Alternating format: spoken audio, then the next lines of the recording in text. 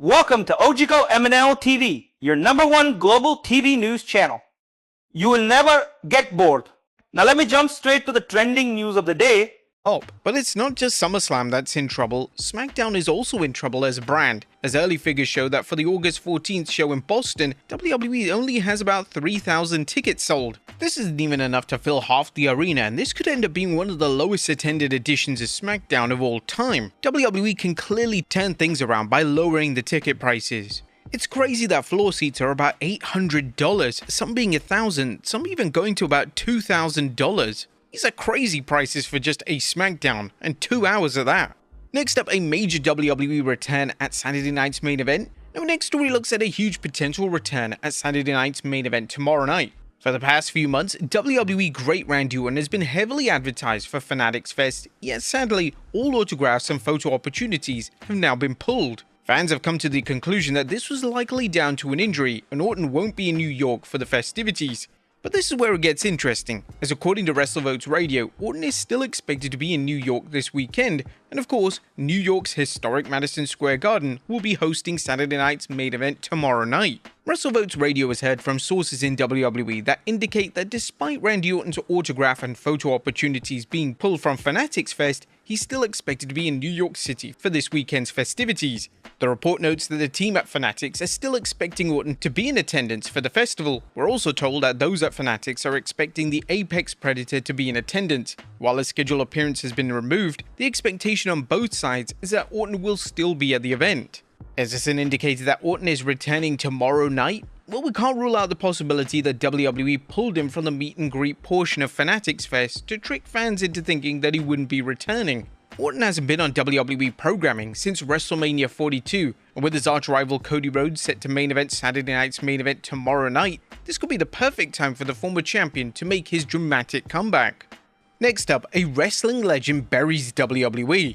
And WWE Hall of Famer Jim Ross isn't one to hold back when it comes to his thoughts on WWE, and on his latest edition of his podcast, he came for WWE in a major way. According to JR, he believes that WWE doesn't have any wrestlers that are hot right now. Well, I would say that they don't have, meaning WWE doesn't have any one wrestler that's just white hot. You got to have somebody hot, somebody that people are talking about, and they don't have that right now. They got a lot of great talents. I'm not saying that, but it's always been a matter of how they're utilized, and I think that they got to do a better job of utilizing their talent and seeing where that takes them. JR would then state that wrestling has always been an attraction-driven business, and WWE simply doesn't have anyone to fulfill that role. You got to get somebody hot. The wrestling has always been, Conrad, at least in my opinion, an attraction-driven business. That's like back when Austin was on fire, he would come out and they'd do a run-in or something. And it worked. They got ratings, and people loved it, and they cheered, and all that. Right now, WWE doesn't have that somebody in that role. These are certainly bold claims from Jim Ross, and it's definitely up for debate on whether these comments are a little too harsh, as a lot of fans will point towards Roman Reigns, CM Punk, Cody Rhodes, and even Obafemi when it comes to names that are hot on the roster currently. Next up, a former WWE champion medically cleared. It looks like we can anticipate a WWE return for former Divas champion Nikki Bella. Nikki has been out of action for a number of months now, but according to WrestleVotes, Nikki is progressing when it comes to a return, and creative plans look to be taking shape. WrestleVotes Radio is told that Nikki Bella is progressing towards a return. A source stated that her name has been mentioned creatively over the past several weeks. This is the first time that Bella has been discussed in creative since WrestleMania. The renewed creative discussions point to the fact that a return might not be far away for the Fearless One. There have been significant rumors on social media this week that Nikki could potentially be returning at Saturday night's main event this weekend. Naturally, with Brie Bella and Paige having a scheduled title defense on the card, this would be the most logical place for her to make a return to television. Next up, a wrestler out for 9 months. That seems like there's bad news for El Hijo del Vikingo, as he's set for a lengthy spell on the sidelines after suffering a serious knee injury that will keep him out of action for around 9 months. The WWE and AAA star tore the ACL in his left knee while training ahead of his scheduled NXT title defense, forcing him to undergo surgery on July 7th. It's now expected that he won't be back until around March 2027. Obviously, the injury has come at a particularly unfortunate time in Vikingo's career. Having recently captured the AAA Latin American Championship, he was expected to enjoy a significant run as a heel champion, but instead the severity of the injury meant that he had no choice but to relinquish the title before making a single defense. WWE has written Vikingo out of NXT by having Keanu Carver ambush him backstage with a steel pipe. And while some fans saw Vikingo wrestle Rey Fenix on SmackDown, that had been taped before the injury had even occurred. We're wishing Vikingo a fast and full recovery. Next up, a big WWE debut incoming. There have been rumors for months that Mike Santana is WWE bound, and now it looks like it's finally happening. According to WrestleVotes, Santana is expected to join the company before the end of the summer. WWE sources continued to expect Mike Santana to join the company before the end of the summer. WrestleVotes radio spoke with sources that pointed to the strong relationships that Santana built when he made appearances for NXT as a TNA star. Also adding further to the rumors, Mike Santana has now been removed from the TNA roster on their website. It's also stated that there's an internal belief that Santana already has an authentic connection with the core WWE audience, which has strengthened his standing with the company. Next up, Booker T called out for a match. Now, earlier this week, Trick Williams called out Booker T for a match at next year's SummerSlam. Now Williams has once again pushed for the match, this time at Fanatics Fest. According to the US champion, the word through the grapevine is that Booker wants one more match, and it's only fitting that he is the one who steps up. Word through the grapevine is Booker T wants one more match. He said he wants one more match, and I think it's only right. It's only fitting that his last match is with the man he helped mold into a superstar he is today. I was thinking, what better time than the present? Maybe within the next year or so. How would y'all like to see Booker T versus the anointed one, Trick Williams?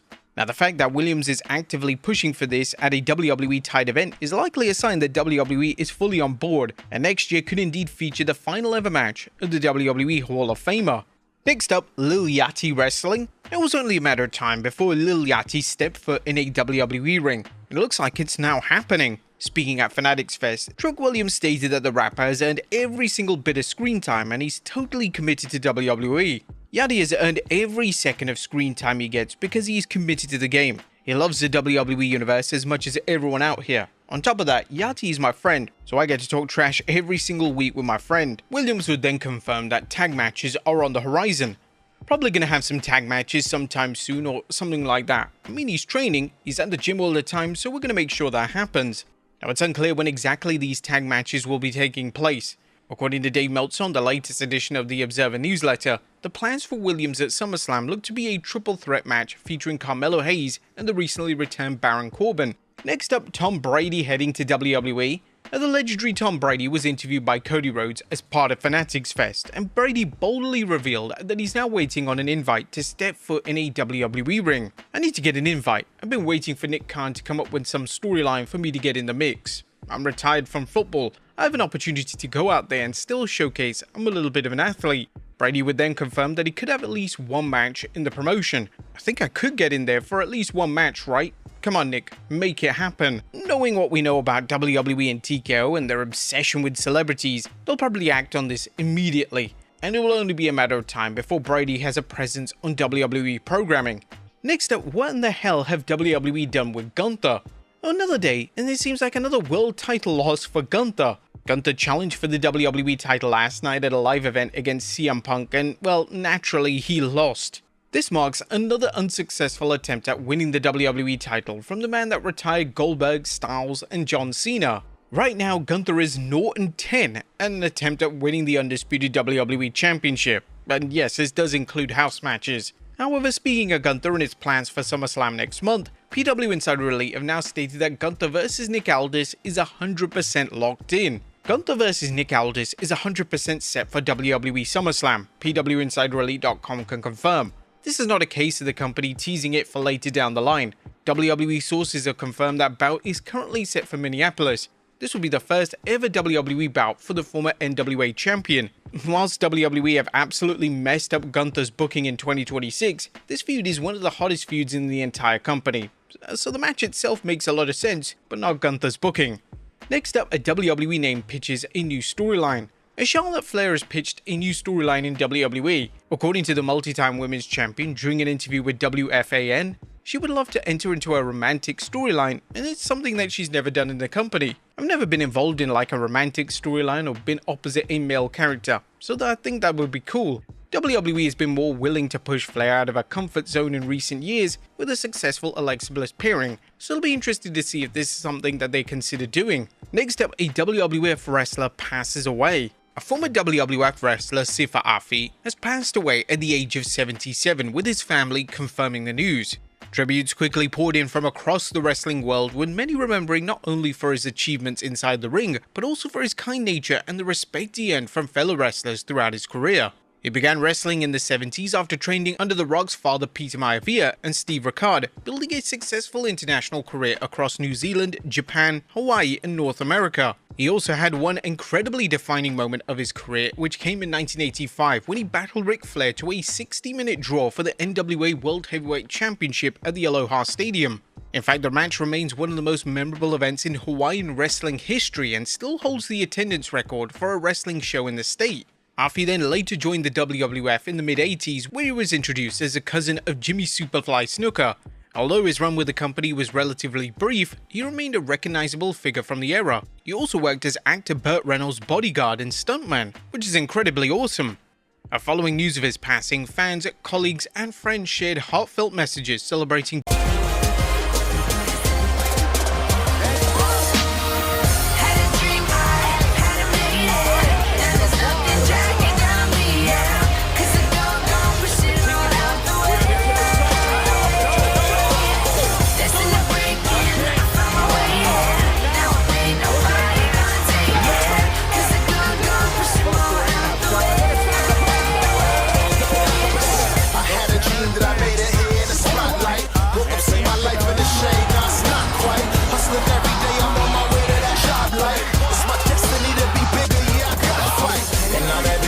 sitting high on my own gold throne, never listening criticism.